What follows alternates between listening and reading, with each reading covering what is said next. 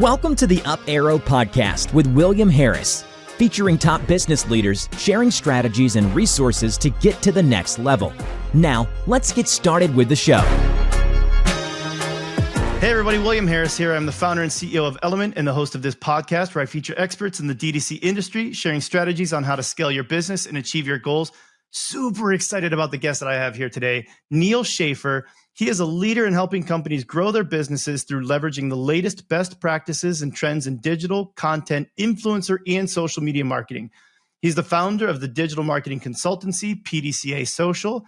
Neal currently serves as a fractional CMO for several leading organizations. A popular international keynote speaker who has spoken on 4 continents, Neal is also an experienced university educator teaching influencer marketing at UCLA Extension and social media marketing at Rutgers Business School. He is also the author of 4 marketing books, including Maximize Your Social and his newest work, The Age of Influence, a groundbreaking book redefining digital influence. Check out Neal's blog, one of the most popular digital marketing blogs, garnering millions of annual page views at nealschaffer.com. That's spelled NealSchaffer.com. And listen to his Your Digital Marketing Coach podcast for weekly marketing inspiration. Oh yeah, and he's fluent in Japanese and Mandarin. Neal, amazing to have you on the show. Hajime mashite, ni hao ma. Hajime mashite, ni hao. Okay. Hey, well, yeah, you got both of them covered there. It's an absolute honor to be here, my friend. Cool. I'm excited to dig in some of these topics. Before we do, I want to announce our sponsor. This episode is brought to you by Elumynt. Elumynt is an award-winning advertising agency optimizing e-commerce campaigns around profit.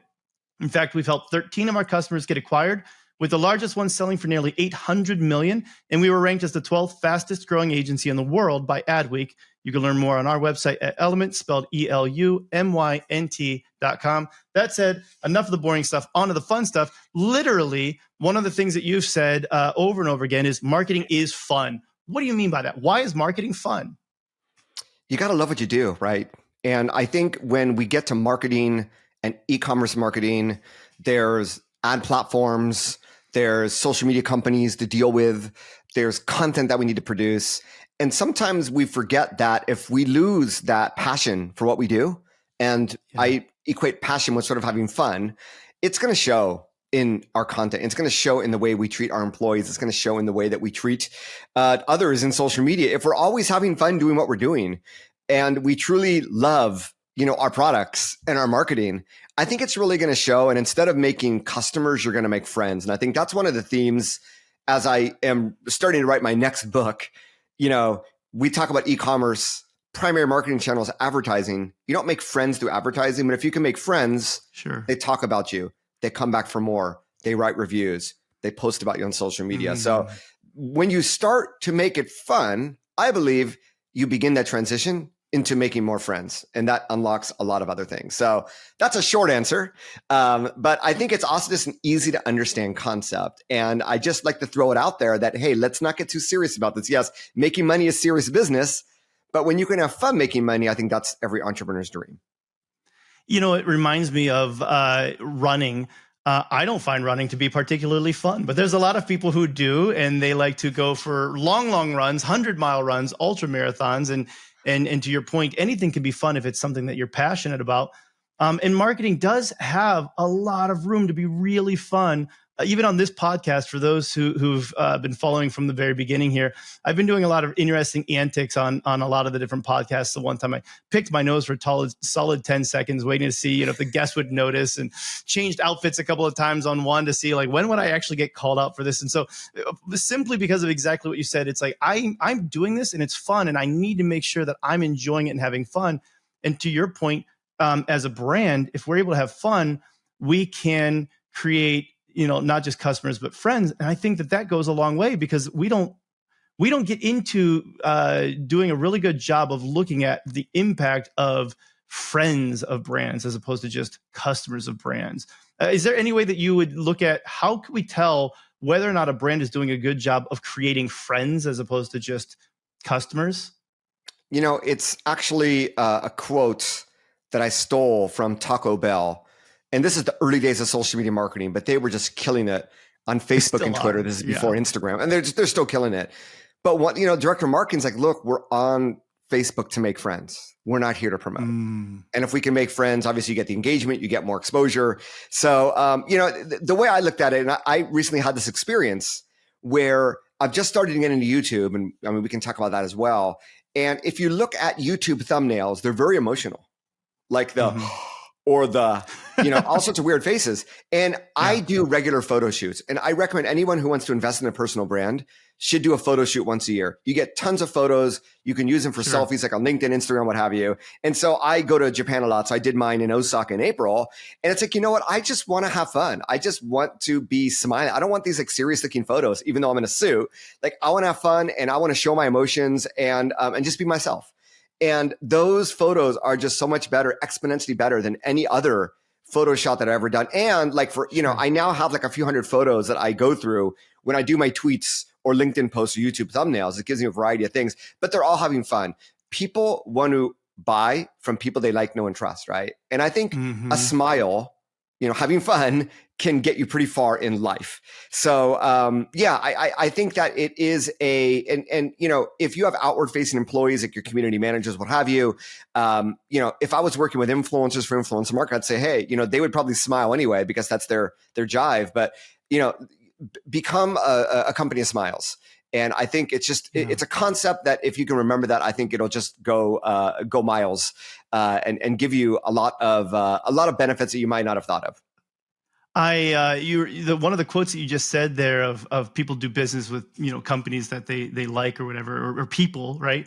It reminded me of a quote from Jeffrey Gitomer's book where he talks about there was page 1 said, all things being equal, people do business with their friends. And that's it, the whole page. Flip the page, it says, all things being not quite so equal, people still do business with their friends. So even if you're charging a little more, it's the fact that it's like, yeah, but I like this guy, I like this girl, I want to work with them.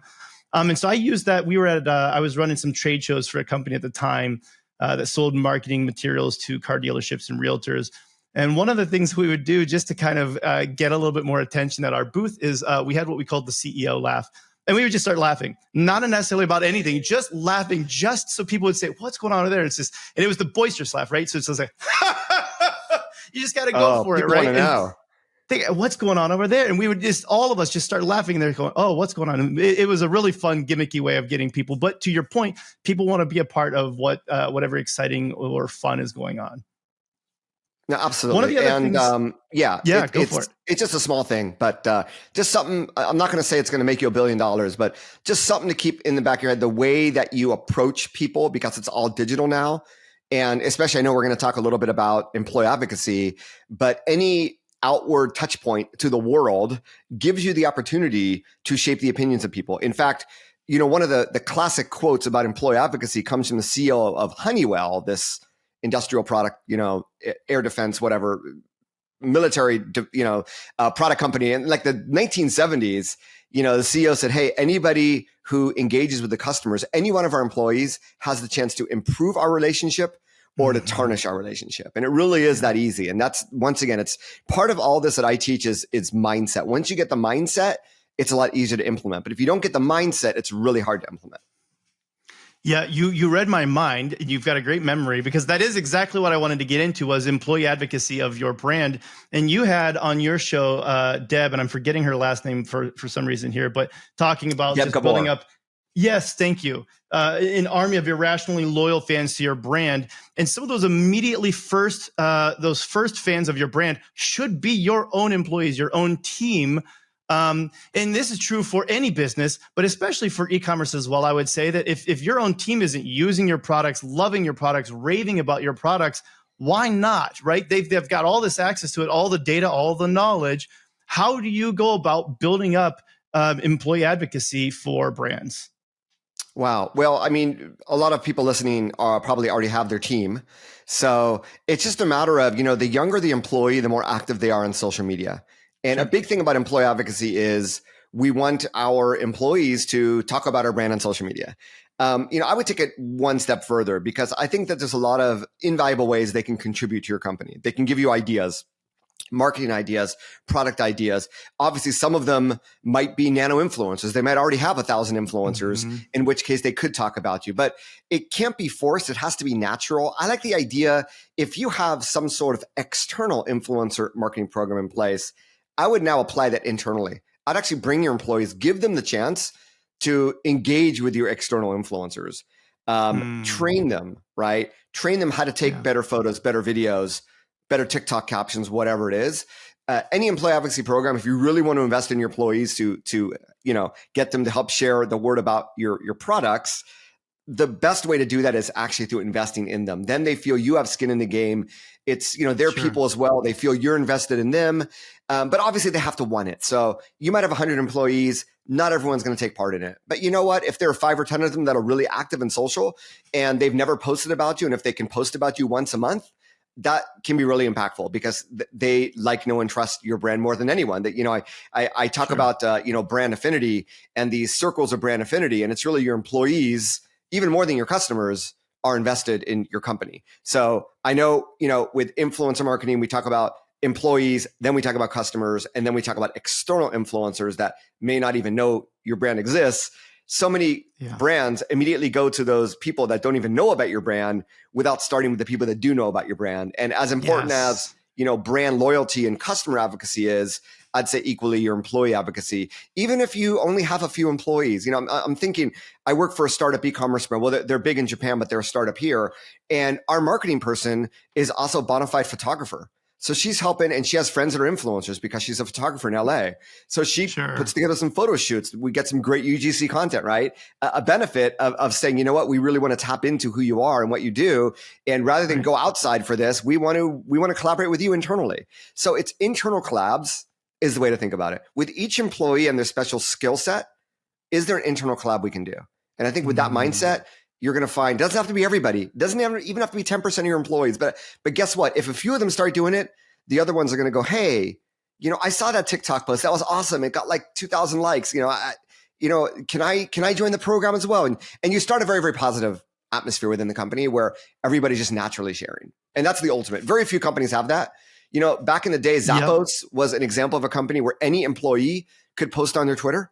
And I met 3 of them from marketing and customer support at a conference once. They're like, I'll show you. I can do it right here in front of me. And it was pretty amazing. So, I don't think you have to go that far, but just think internally. And I think you're going to find some hidden opportunities. One of the brilliant things that I think you said there too is just eliminating the friction for them to be able to do this is huge. So if you're investing in them, if they're not really comfortable on Twitter, don't have that be the place that you're looking for them to engage on. But if they're really great on TikTok, it's like, find out where their superpower and their interests are. Like you said, internally collaborate with them. And now there's less friction there. But if they feel like this has got to be like a, hey, LinkedIn post or whatever, that might not work for everybody. Figure out what's working for them and lean into their strengths and their skills and their heart's desire. Yeah, in B2B, it's really big. In B2B, you often have these like technology people, your CTO, they're internal influencers. Like, people go to see them speak at conferences. But even with e-commerce, I'm thinking of one of my clients who is a hair color company, and they have one of their employees is in charge of training. And she goes out to barbers and trains them how to use our product in addition to just haircutting and taking care of beards and what have you.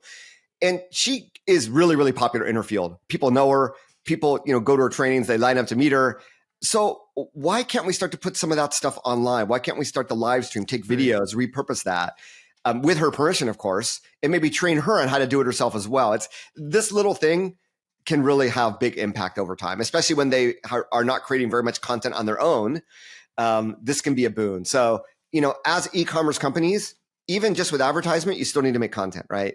And you realize the more powerful your organic content is, it also helps your paid. So there's still a need to create content. And that's really where, whether they're customers or employees, they can really help, create a lot of really authentic, I think being happy is a form of authentic emotion as well. But they can really help you create this authentic content that really resonates better. And when the content resonates better, we know the click-through rate's going to be better. The ROAS is going to be better. And you're going to reap all those benefits as well.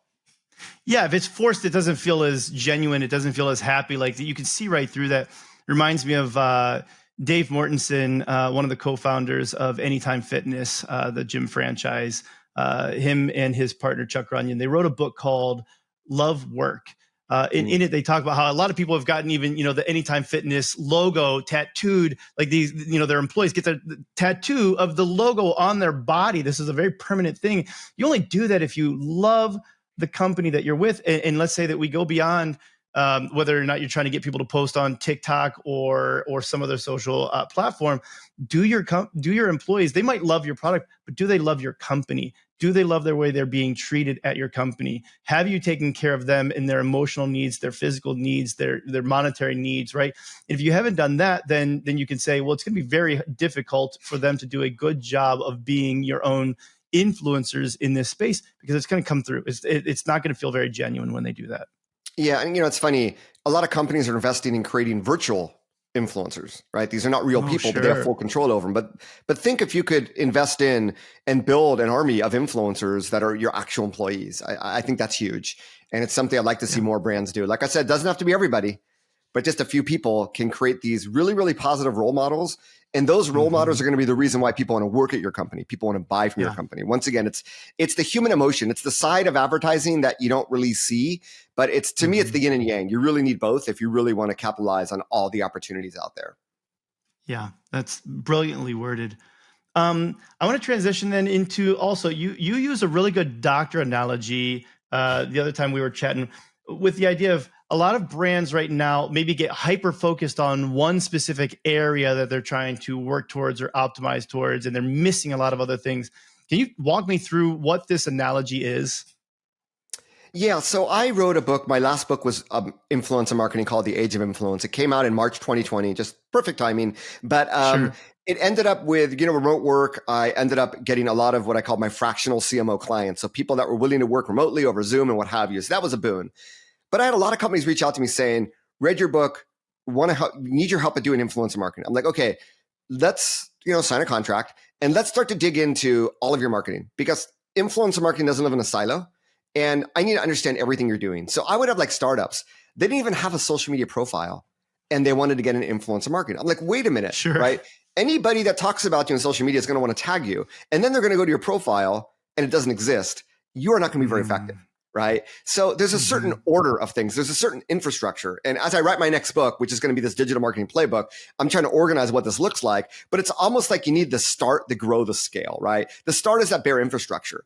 The grow is you need to get some customers. You need to get some customers talking about you, what have you. Start advertising to realize what types of networks and what types of ads perform well. The scale is really where I see the influencer marketing come in, because if you don't already have customers talking about you, if you don't already have followers in social media, if you're not doing you don't have a list, right? You're not doing email marketing. If you're doing Facebook ads, but you haven't tried Google ads, you haven't tried TikTok ads, you haven't tried Twitter ads. I mean, you need to give all this a try, because you can't assume.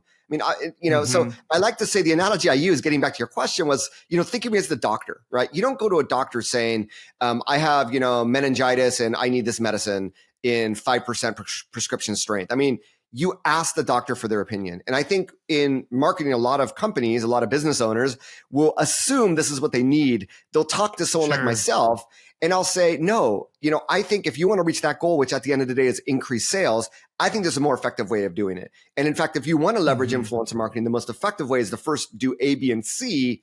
And then when you begin to do it, it'll be that much more effective. So once again, people try to jump to the scale without doing the start and the grow phases. And it's almost like we're going to do $1 million, daily ad spend without doing any ads before. No. That's a scale. You need to grow. You need to learn about ads. You need to learn about audiences, build up custom audiences, et cetera, right? So that's sort of what I'm talking about there. And I do think that, sometimes you need to ask your employees, and this is the problem with a lot of marketing employees, is they only know the networks they're personally on when it comes to social media. I hate LinkedIn. Well, if you're selling to a high demographic, a high wealth individual, LinkedIn might actually be really effective for you. Oh, no one's on Twitter. Well, have you been on Twitter? Have you done searches on Twitter? So I prefer this very data-driven, methodology, which means take your emotions out of it. I don't care if you like TikTok or hate it. I don't care if you think it's going to get banned.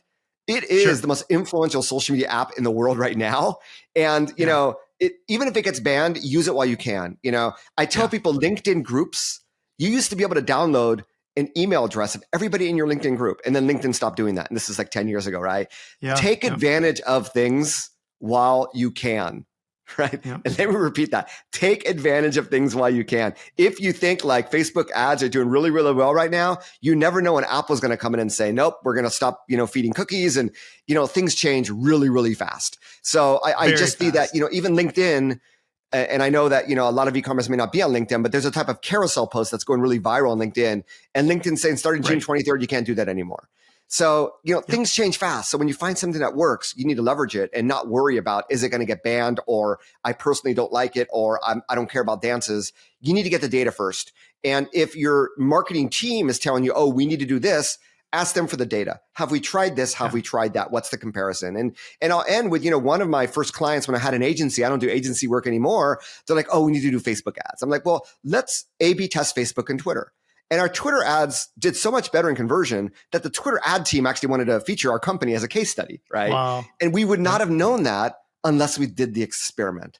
So data-driven, and I would enforce data-driven, company-wide as a culture, especially in your marketing, and make sure that you have all of your digital bases covered. There's a lot out there, right? I mean, I don't know if TikTok's going to be good for you, but you'll know if you do some smart investing and A/B testing, you'll be able to figure it out. But guess what? A year from now, you're going to get different results. So some of this experiment you need to do at a regular basis if you really want to maximize your ROI. And here's the thing, the TikTok ban, here's the reason why I fully support what you're talking about with getting people on TikTok. It is a completely different style of content. If you're doing okay content on all the other social platforms, you take any of that content over to TikTok, it will bomb. You will completely just not get anything out of it. But if you learn how to do TikTok content well, and you can actually crack the code there, that content does amazing on literally almost every other social platform. And so even if TikTok goes away, you will have gained a skill. You will now know how to create content that's going to work very well on any other social platform, probably better than what you currently have, because you're able to get away with some just subpar content on some of these other platforms right now. That is so true. And I will also say, everybody's on Facebook ads, so there's competition. Not everybody's on TikTok ads. And it's really interesting because in the SEO world, I have a blog, nealschaffer.com, and my TikTok content is just killing it. And I realized that TikTok is banned in India. So all these, outsourced content writers that all these big companies use, they can't write about TikTok. They can't access it, right? And maybe that might affect ads as well, because I hear case studies of companies, e-commerce, that have done really well on TikTok. And I used to hear a lot more of those on Facebook and Instagram, not as many these days. So once again, if it isn't something that you've tried, and just because no one's talking about it, in fact, when no one talks about it, that's actually the opportunity, that there might be a lot less competition there. 100%. Yeah. And if you're a brand that wants to get on TikTok and you haven't cracked the TikTok content game, and you can't figure that out, because I'd say that's one thing that we see in the ad side is people who come to TikTok and they bring over the stuff that they've already produced for their ad on Facebook, and they try to run that on as an ad on TikTok, and it bombs. And they go, oh, TikTok doesn't work for us. No, your content was just absolutely pitiful. This is not the right content for the platform. And if you don't know how to do that content and you don't feel comfortable with it, there are ways around this. And one, I'll just give a plug here for one of the agencies that I have co-founded along with Jordan Erickson here. He runs the TikTok Creative Challenge.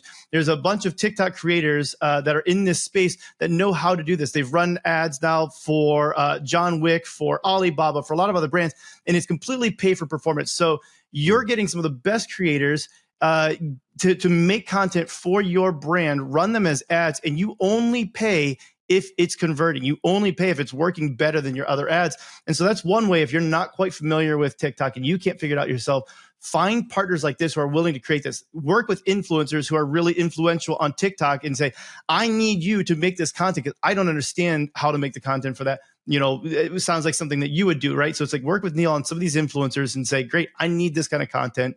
Now you're going to take the right content to the platform, and the ads should be significantly more effective. Yeah, I mean, every platform is so unique in its demographic, and I think with TikTok, it really made every platform really unique. And then I think we saw that the demographics, Facebook really skew old, Instagram really skew in the mid, TikTok really young. Plus, you have this content format. Plus, I don't think people are on Facebook and Instagram like they would watch TV, but younger generations are on TikTok. That's TV to them. Like we used to spend a few hours watching stupid Scooby-Doo, cartoons when we were young. They're scrolling for hours at a time. Yeah. So it is just a different, it's a different vibe, a different way of communicating, and you need to figure it out. Especially if you want to target, those people now are starting to go to college. They're going to be graduating soon. They're going to be young executives soon, right? So you need to think a few years in advance and get on it now, because you're right. If you can figure that out, you can tap into it. It will carry over on every other platform. Yeah. Something else that is up and coming that you've written a lot about, I've seen a lot of your posts on LinkedIn about, is AI. It's absolutely game changing. It's one of the biggest things that I think that we are going to witness in our lives.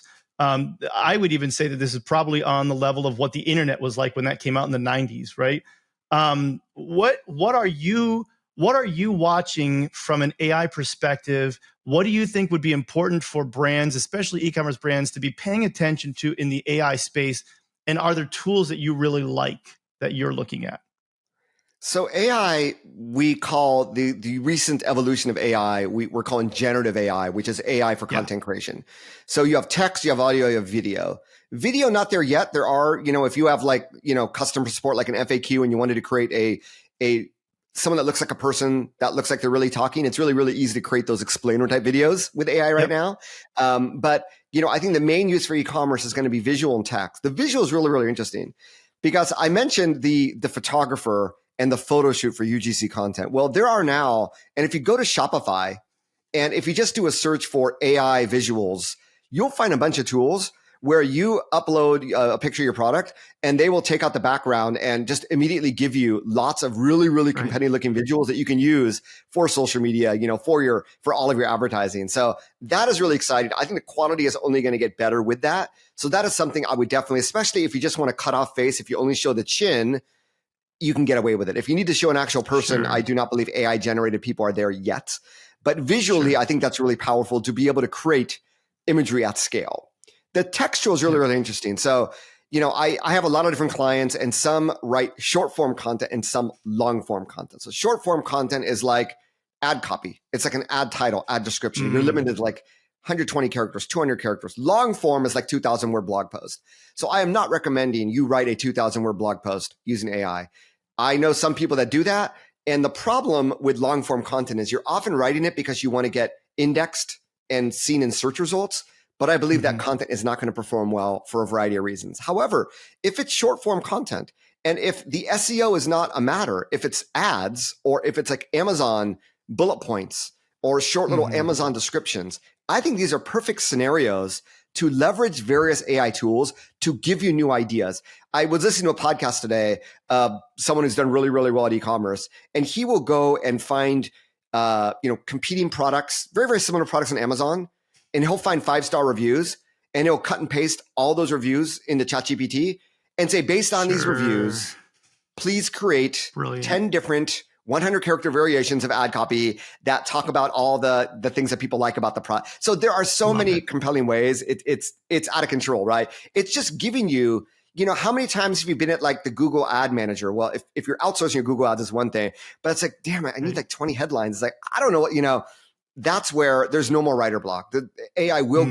will let you do this at scale. And it's part of the experimentation, because the more variations of visual and of text you have, the more you're going to figure out what resonates with people, right? And the better your ad spend is going to be. So I think right there, those areas for e-commerce is absolute killer. Stop wasting your time on it. Leverage AI to generate the variations, and then follow what the data tells you to do.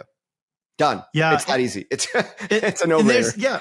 Well, like you said, the volume of ideas that you can test is huge. And even just some of the tools. So some of the tools that I've personally been very interested in, one that I haven't gotten access to. So I really like Adobe Firefly lately, which is kind of like their mid-journey competitor. And I would say one of the benefits to that one is it wasn't trained on copyrighted works, they said, which is really huge. But the other thing that I really like is there's one called Wonder Studio by Wonder Dynamics. And you can CGI basically entire characters. So you could have like a person acted out, basically click on the person, have this like animated whatever and just basically like put them in there. And it's like the whole rest of the movie is them. I mean, it's just like instant CGI. I think there's a lot of opportunity. That one, I haven't gotten access to that one yet, but the other one that's interesting is Google is actually releasing a lot of really interesting AI features. And the one that they just released last week that I was really excited about was automatically looking at the different sizing for particular clothes. And so if you run an e-commerce store and you've got, this particular size and people want to see, well, what does that look like on my body, on my figure? They're using AI right now to generate that for hundreds of different body types and shapes and figures. So you can see how those clothes would fit you specifically, which is absolutely wild. Yeah, one of the first billionaires in Japan, Maezawa-san, created something called Zozo Town, and they specialized in online clothing, where you basically took a photo and it would show you, using AI, how that looks on you, and you'd buy clothes that way. So yeah, the technology has been there, and that's the thing, that AI is not new. It's just evolved. It's evolved really quickly. And the tools we talk about today, I don't even know if they're going to be around tomorrow. I mean, OpenAI might buy them, Google might buy them. So rather than specific tools, just do Google searches, because we are seeing a renaissance now. I think all of the Silicon Valley money that went into like NFTs and Web3 and crypto is all going into AI tools right now. So I'm really excited. And like I said, for whatever purpose you have, you don't want to use a tool for the purpose of using a tool. You want to use a tool to help you do your job better. I mean, there are tools that help you optimize ad spend, obviously, using AI, and those have been around for a while as well, right? So you just want to find what is taking a lot of time, or what do we need to improve, or what don't we have time to do? And then is there an AI tool that can get us 50% of the way there, 70% of the way there, 80% of the way there? That would be the mind, the thought process I would have when looking into AI. I find some people are so enamored with AI. It's like, dude, your job is not prompt engineering. Like, it's an engine. You need to drive the car to your destination. Who cares about the engine, right? You don't need to learn how to fix it. You take it to a dealer. So I'm more interested and I love Google Bard and ChatGPT. I'm more interested in the specific use case scenario tools that are being developed, like stuff we've talked about, that solve these very, very specific problems. So I'm experimenting with one right now. It basically summarizes and will answer any question you give it about a document. So you can upload like a 300-page PDF and say, what does this author say about influencer marketing, right?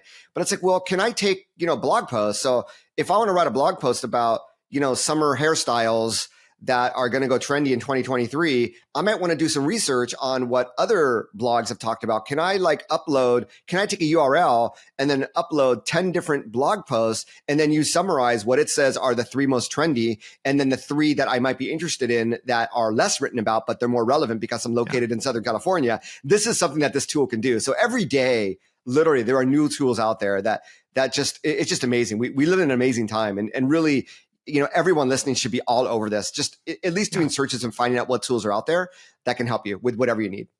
Yeah, just start playing with it and testing things. I heard Ben Folds talking about learning the piano, and one of the things that we should do with kids is just let them just mash the keys. Because guess what you do when you learn how to paint and like everything else as a kid, you just finger paint, and it's just an absolute barrage of whatever. And it's like, well, why don't we teach piano that way? We teach it so methodically. It's like, when you're 2 years old, just get up there and just start banging around the keys and just feeling how things work. Same thing this right. Don't worry about necessarily the outcome of what you're producing. Just start playing with the tools and seeing what happens, and just getting familiar with the way that this works, because it's going to be an inevitable part of your future. I couldn't agree more. It's not going anywhere. So, I mean, even if there are some legislation, put on this, they are an amazing, they're a time saver for the economy. It's like the internet itself, as you said. It's just it's a different iteration. It's now taking all the knowledge that's on the internet, and how can we leverage all the knowledge to help us work better, live better, play better. So it's a definite positive thing. And the earlier you realize it, I think the more benefits you get from it. Yeah. One of the things I want to dig into then a little bit is, who is Neal Schaffer then as well? I think it's fun again to get into this, and you seem to have a pulse on so many things, and you've really got just this mind that is wrapped around the future. Is there something that made you this way, or helped to develop you this way? Childhood, your grandma, or something? You're like, this is why I am who I am. No, I mean, we're a collection of all of our experiences and all the people around us, right? I will say that my father was an educator. He was an elementary school teacher who would often create, they called them dittos back in the day, because you use this ditto machine to make copies of them before the Xerox came out. And he would write these materials. He actually worked with special needs children that were late in learning how to read. So he would help them learn how to read. And he realized if he made it fun for them, getting back to, Ben and his piano analogy, if you made it fun for them, they would want to do it and they would learn to read faster. So he'd create these worksheets that had these like animals that were smiling and having fun. And the kids would want to, they'd want to be able to color in the eyes after they get the correct answer, whatever it is. And other teachers started borrowing his worksheets. And then one day he's like, you know what? There's a California Teachers Association. I'm going to put these together in a workbook, and I'm going to go there. I'm going to make 200 copies. And I'll never forget, in the living room, we were all doing the hole punching and the brass fasteners and creating these. And he sold out that weekend. He's like, you know what? I'm going to start a publishing company. And he did. And he was very, very successful. And this is before the emergence of PDF, before teachers helping teachers, before all that. And he became somewhat of a celebrity in the space. So I'm very fortunate to have seen life before and after, and to realize, that entrepreneurial spirit has definitely infused in me that anything is possible. And and it's also, it's genuinely offering value, right? And being recognized for that. So for me, I feel a need to do that for my own life, for my own career. And that's why I really enjoy this fractional CMO. It's not just at one company. I get to experience working at different companies in different industries. And it gives me just the best chance to learn so much in so little time.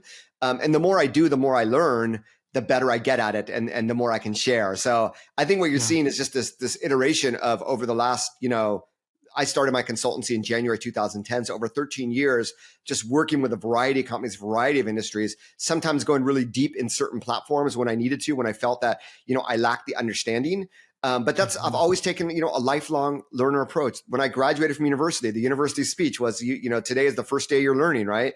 And this lifelong, it's not because it's a job, it's because I love it. And I'm the doctor. I want to know how to best treat my patients. I want to best understand. If I don't know Amazon ads, I'm going to spend time on it, right? And I'm going to learn it. So it's those, and TikTok, same thing. Short form video, same thing. So whatever something new comes out, I take it as a challenge, and it's the Barney Stinson challenge accepted. It's that attitude that it makes it fun for me, but it helps me understand. And because of all that, you begin to see, okay, we went through this with Google Plus. Okay, we went through this with Dig, with Stumble Upon. Facebook ads used to be this way. They're not anymore. So, over time, you begin to get a historical perspective, right? And that really helps you see sort of what is like Clubhouse. I knew it wasn't going to last, and it didn't, right? Did this happen because of COVID? TikTok, obviously, yes, it happened because of COVID partially, but it obviously had legs and continues to grow as we speak. So, I think over time you become wiser, and you begin to see the trends. And it's like, if I'm the doctor, and if I think AI is that helpful, I need to start writing more content about it. I need to put I need to tell people, because they still don't understand, or they're still not leveraging it. So it also, with the passion and lifelong learning, and if you're the doctor, you have to help people. You have to let them know. And it's that sense of urgency that sort of paints, who I am as well. Yeah. This one, we were talking a little bit before the show, and I don't have any context to even go into and how I want to lead into the question, other than you said you got a good story about somebody famous you met. Normally I would lead into it some way, but I don't know what the story is. So I'm just going to say, what's the story? Well, it's not a really good story, but we all think about celebrities and, would it be great if we met them? So I used to live in the same city as Kobe Bryant, and people who live locally said, oh yeah, we see him here, we see him there. So the first time I saw him, I was with my wife and our kids. We had a baby, and she was 3 or 4. And Kobe was just chilling outside the local pizza place waiting for his pizza, right? And so it's like, he's probably going to hate me. But my wife was like, come on. So, and I was a huge Laker fan, right? And they were about to go into the playoffs. They just finished the season. And I said, Kobe, I just really enjoy watching you play, and I just wish you only the best of luck. And I took out my hand. He shook my hand, right? And it's like that feeling of, and he shook, my wife's hand as well. And he was just smiling and just, thank you so much, and just very, very humble. And it just sort of, no matter how successful you are in life, to be that humble, to be able to accept that, and to be able to talk to people like a normal human being. Because sometimes you go to these conferences and you see these like rock stars or like influencers, and I mean, we're all just normal people, right? Yeah. And I think no matter how successful we are, we should strive to be that normal person that is always open. So it's not much of a story actually, but it's just something that I cherish and remember, and I'll continue to remember. And it's funny because I ended up meeting Jeannie Buss, who is the general manager or the owner of the Los Angeles Lakers after her father, Jerry Buss, passed away. And I was doing a event for Comerica Bank, and she was one of the keynotes. And so, I'm like, Jeannie, I'm like, can we get a picture? She's like, sure. And I'm like, I'm such a huge Lakers fan. I'm like, I can't wait. I bet you can't wait for Wednesday. She's like, what's Wednesday? I'm like, it's the NBA draft. You have the number 2 pick. And she's like, oh, I don't worry about so that's the other side of the Lakers, like the management who, and I love Jeannie Buss. I'm not going to say anything bad about her, but it's like the management who doesn't know, like really, be a fan. Have the heart of the fan, the heart of like your fans of your company. What would they ask you about if they met you? And would you even be able to have a conversation with them? I think that's the other thing for, the e-commerce executives that are listening. Be genuinely excited about what you're doing and be able to talk to anyone about it is really the message I wanted to share there. I love that. And I have to hit on that Black Mamba here just a little bit because obviously big fan as well. And one of the things that I remember seeing him, something we've talked about here a little bit is obviously there's this imperative, there's this hustle, there's this desire that's inside of you. You've got a fire. And I think that that's something that I have as well and others do. And if you're going to be successful, you have to have that. And I remember seeing a video of him talking about his work ethic in the gym. And he'd get there hours before the game sometimes, right? Practicing and practicing. And I don't remember who it was with, but he talked about there was somebody else that showed up to practice early in the gym too. And it's like 4 a.m. or something. And he said they're there for like 8 hours practicing. And the other guy was like, Kobe's still here. And he's like, man, I thought that I was going to, to outwork him, but Kobe's still here shooting. And like when they talked afterwards, Kobe was like, man, I was tired. I was ready to go home, but I was not going to let you out practice me. I'm going to stay here until you leave and before I leave kind of thing. And sometimes that's what it takes. And to me, I think a lot of people misunderstand like the hustle. And I think like Gary Vee and others talk about it. I talk more about the reps. Kobe would say you got to put in the reps to master your art, right? You got to shoot 1 million free throws until you perfect your form. So I don't, I don't think you need to only get 3 hours of sleep a night to do that, but you do need to put in your reps, whether it's ads or influencers or what have you. And that's a very, very powerful thing. Just if you can remember Kobe for one thing, for me, it's the reps. My daughter was struggling in calculus and I talked to her teacher and her teacher was saying some stuff. I'm like, oh, you mean she has to put in the reps, doesn't she? And he goes, yes, you got to put in the reps to master. I'm like, okay, I get it. Right. So I think it's just, remembering Kobe and that work ethic, whether you call it hustle or reps, it's really, really powerful thing to encourage you to keep going. Yeah. You have been absolutely incredibly helpful here today. If people wanted to follow you, work with you, what's the best way for them to get in touch with you? Obviously, listen to your podcast, read your blog. We talked about that before. Otherwise, what's the best way? Yeah, so your Digital Marketing Coach podcast, weekly episodes. I'm now publishing 2 to 3 videos a week on my YouTube channel. So youtube.com/Neal Schaffer, 4 blog posts a week on nealschaffer.com. So I got a lot of content going there. So I would say those are the 3 places if you wanted to sort of learn more about it. And, whether you reach out to me or not, I have content that I think is relevant to e-commerce marketing on all those platforms. So check it out. If I could be of any help, just go to nealschaffer.com/contact. Easiest way to get hold of me. I love it. Thank you again so much for coming out and joining us, and everybody listening in. Thank you and have a great day. Thanks for listening to the Up Arrow podcast with William Harris. We'll see you again next time, and be sure to click subscribe to get future episodes.